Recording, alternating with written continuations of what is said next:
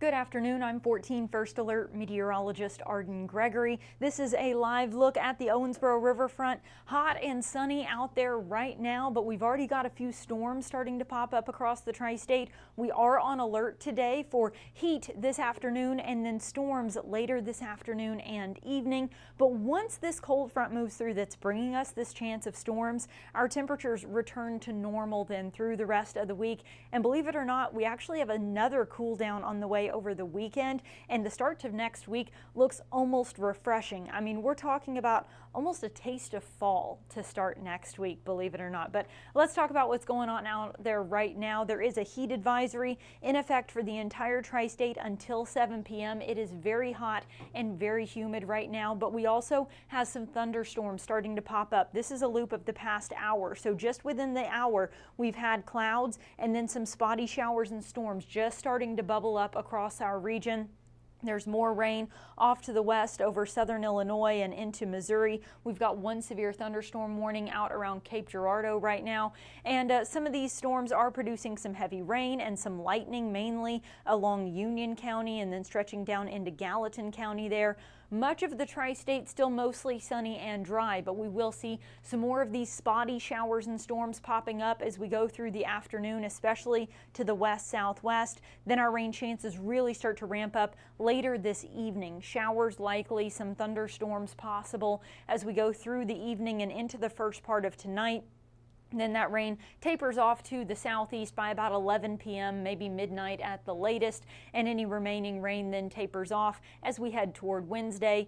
Tomorrow and Thursday both look like they'll be partly cloudy, and I can't rule out a stray shower, but once we get through tonight, it's looking mainly dry then through the next 7 days. We are all sitting at a level 1 out of 5 risk for severe weather, so an isolated strong to severe storm is possible with these storms rolling through this afternoon and evening, but widespread severe weather is not expected. Here's a look at the individual threats. You'll notice we are not outlooked for hail or tornadoes today. The concern here is that these storms may be capable of producing pockets of very heavy rain that could lead to isolated flooding problems, along with some downburst wind gusts. So we could see some strong winds and some very heavy rain along with lightning within these thunderstorms, but hail and tornadoes are not expected. So just be aware of that as we go through the rest of this afternoon and evening. We will see these scattered thunderstorms with heavy rain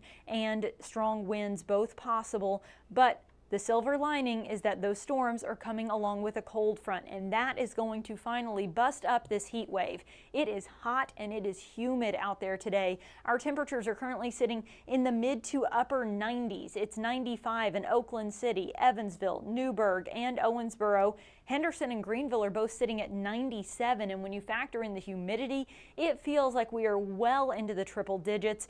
Both Evansville and Owensboro have a heat index of 103 right now, and many other locations are feeling even hotter than that. So it is dangerously hot across the tri-state this afternoon, and we may actually tack on a couple more degrees and see more of us climbing into those upper 70s over the next couple of hours. But again, we're going to see more and more of these showers and storms as we go through this afternoon and evening. And as the rain chances ramp up and the sun begins to set, we will start to cool off as we go through this evening, eventually bottoming out in the lower 70s by the end of the night tonight. Again, still on alert for some thunderstorms early in the evening, but after about 11 p.m., we should be in the clear there, and then those temperatures will be in the low 70s to start first thing tomorrow morning. Wednesday then partly cloudy, maybe a stray shower, but plenty of sunshine mixed in there. Most of us are going to stay dry, and it won't be nearly as hot or as humid. Again, we're talking about highs in the mid to upper 90s today. That is miserably hot and humid, but by tomorrow, those highs will be back into the upper 80s, which is actually right where we should be for this time of year, and then we'll be in the mid to upper 80s then through the rest of this week. Now, what's interesting is on Saturday, another cold front passes through the tri-state. I don't think we'll see rain from that one. We could maybe catch a stray shower, but it's a slim chance. It's mainly just going to be a few clouds and another shot of this cooler air moving into our region. So then on the weekend, as that cold front passes through, our temperatures drop again. And by early next week, we could be looking at highs in the low 80s, maybe even upper 70s for some of us. That's more typical of mid to late September, start to fall. Not what we would typically see while we're still in August here in the tri-state. And not only will the highs be in the upper 70s to low 80s, the overnight lows could dip as low as the mid to upper 50s. So a nice crisp, cool morning to look forward to there as we start next week. And it's not just the temperatures that are going to drop, it's the humidity too. It's been very muggy out there through this entire week and into today as well. Still very humid. But once that cold front passes through, notice this big drop in the humidity there, dropping back more into just the humid range then through the rest of this week. Then there's that second cold front dropping the humidity again, and really the air will be rather dry and comfortable and pleasant as we get into early next week. Not words I've gotten to use a lot this summer. Comfortable, dry, pleasant, but that's exactly what we have in store as we get into the start of next week and even beyond that. The extended outlook from August 27th up through September 2nd shows us right in the middle of the bullseye here, outlooked for below average temperatures. So again, we get this little taste of fall, and that may actually hang around for a few days. And the temperature outlook, as I said, below average. The precipitation outlook also below average though. So we are looking ahead to the potential for very cool, dry air settling in across the tri-state as we get into next week and sort of finishing out the month with that kind of weather. So certainly something to look forward to there. See if we've got any questions here today. Tori Talbert says it's already thundering in Morganfield. Like I said, Union County, where we're seeing most of the thunderstorms right now. Good afternoon, Nancy. Jeff Miller, everybody excited about some fall-like weather. Getting cloudy on the west side. Yeah, we are seeing those clouds developing, and then some of those will eventually turn into these spotty showers and storms this afternoon with better chances then as we get into this evening. Everybody is looking forward to some cooler weather. Those storms for this evening, again, are going to be kind of scattered. I can't guarantee that everyone is going to get that rain, but the best chance would be later this evening, mainly from about 6 to 10 p.m. would be our best shot at getting some rain. But there are some isolated thunderstorms out there right now, so just be aware of that. I do want to give one quick mention before we go to Hurricane Erin.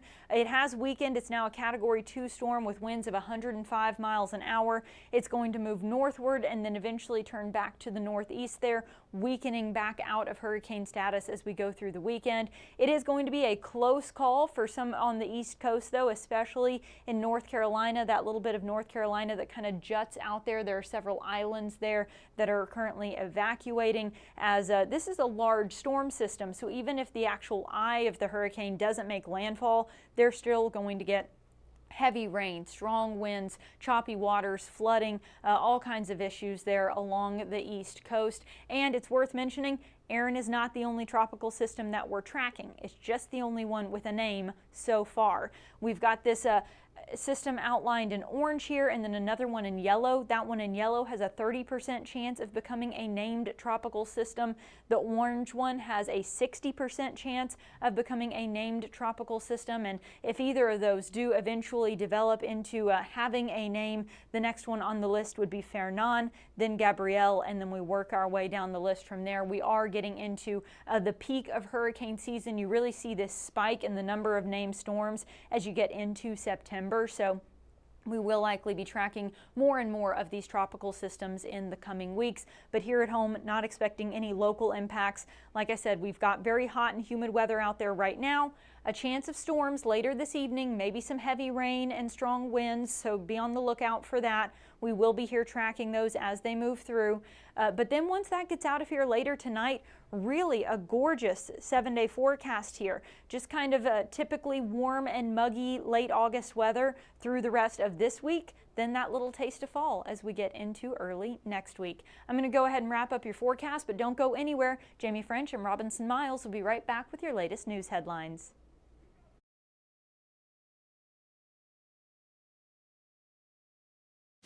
Stay informed on your local news and weather throughout the day by watching the 14 First Alert streaming shows. At 8:30 a.m., get your First Alert forecast to plan the day ahead and catch up on the news that happened overnight with the 14 News Sunrise team. In the afternoon, get the latest headlines, forecasts, and a preview of the stories we're working on with the 14 First Alert streaming show at 2:30. And get an in-depth look at the 14 First Alert forecast so you're ready for the next big thing with the 14 First Alert weather show at 9 p.m. Watch the 14 First Alert streaming show that fits your schedule and works best for you. Streaming on your phone by downloading the 14 News app and the 14 First Alert weather app. On your smart TV by using the 14 News streaming app. And stream anytime on Facebook, YouTube, or on 14news.com. Stay connected and stay informed by watching the 14 First Alert streaming shows on your favorite streaming devices.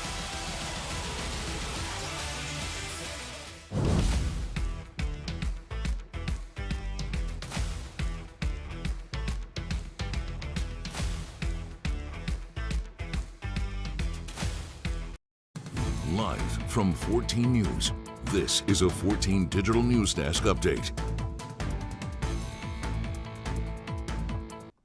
Good afternoon, everyone. Thanks for joining us for our 2:30 streaming show. I'm Jamie French. And I'm Robinson Miles. So, of course, we don't have the excitement today. Everyone's watching our weather, I know, but we do have some interesting economic news starting today in Owensboro, where the city and the Greater Owensboro Economic Development Corporation will move forward with buying the Massey property. Now, according to a press release, an agreement was signed back in June, but the Owensboro Board of Commissioners will discuss its approval later today. Yeah, so the nearly 121-acre property is located at the Bypass and Highway 81 interchange. Now, when officials first started looking at this property in 2022, it was around 184 acres, which is what you're seeing here. However, a negotiation agreement between the city and current owners resulted in its current size that we have now that's being discussed. So officials say this would be the largest publicly controlled industrial site in the community. Leaders say the property would help the city attract some big economic projects. Once the deal is complete, officials say the Economic Development Corporation and the city will begin to develop that site there. Again, the plan is scheduled to go before the Owensboro Board of Commissioners for final approval. That's happening later today. Leslie Chapman has been covering this story this afternoon, and then our Emma Beck is going to be attending that city meeting tonight. So we've got two reporters sort of working on this hand in hand to get to the bottom of it, what exactly is going to happen there, and the latest on the agreement tonight at the meeting. So we will continue to keep you updated. Yeah, developments like this are always interesting to cover because we get so excited when big businesses come to town. That's a little bit further down the line. This is an important part of the process, but it is always kind of interesting when we see things starting to take shape this early on in the absolutely. process. And that's a busy road there, and this would certainly make it a very busy road once things start to develop. So I know that's sort of what Leslie's focusing on as well, talking to people in the area about the increase in traffic we would see once that starts to develop. And then, of course, Emma will have sort of the nuts and bolts from city officials on what exactly they have planned. All right, now moving on to our second headline today. Bit of good news, bad news for those of you who love gambling out there. You still have a few more days to visit Ellis Park Racing and Gaming. The 25-day season will close out this weekend beginning Friday.